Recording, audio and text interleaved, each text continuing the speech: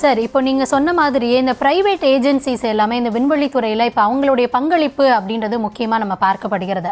இனி வரக்கூடிய நாட்களில் இந்த ப்ரைவேட் ஏஜென்சிஸ் விண்வெளிக்கு ராக்கெட் அனுப்புறது, அவர்களுடைய இந்த செயல் திட்டம் அப்படின்றது விண்வெளி துறையில் எந்த அளவிற்கான வெற்றி வாய்ப்பை ஏற்படுத்தி தரும்? அவங்களுடைய பங்கு இதில் எவ்வளோ முக்கியமாக இருக்கு? அதாவது நாசா ரிசர்ச் பேசிக்கு விண்வெளி ஆராய்ச்சியில மட்டும் ஈடுபட்டுட்டு விண்வெளியில இருக்க மற்ற ஆராய்ச்சி, அதாவது விண்வெளி துறையில சம்பந்தப்பட்ட ஆராய்ச்சிகள், micro gravity experiment, space research experiment, விண்வெளியில நடக்கக்கூடிய பல கதிர்களை பற்றிய ஆராய்ச்சிகள், இந்த பிற கிரகங்களை பற்றிய ஆராய்ச்சிகள் எல்லாம் பண்றதுக்கு அந்த எக்ஸ்பெரிமெண்ட்ல தான் நாசா ஈடுபட்டு இருக்கோம்.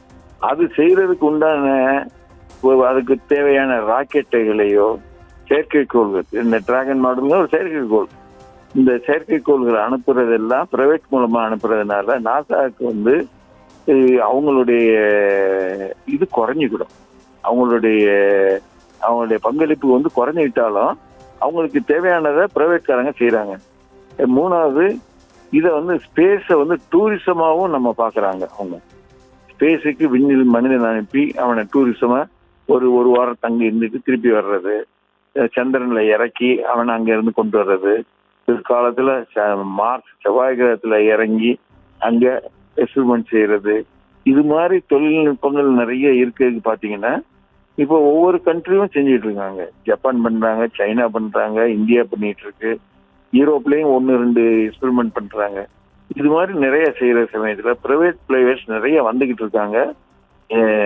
யூஎஸ்ல இந்த நிறைய கம்பெனிகள் வந்துகிட்டு இருக்காங்க. அவங்களுக்கு வாய்ப்பு கொடுக்கறது மூலமாக விண்வெளி துறையில் தனியாருடைய பங்களிப்பு பிரகாசமாக இருக்குன்னு நான் கருதுறேன். இது அவங்களுக்கு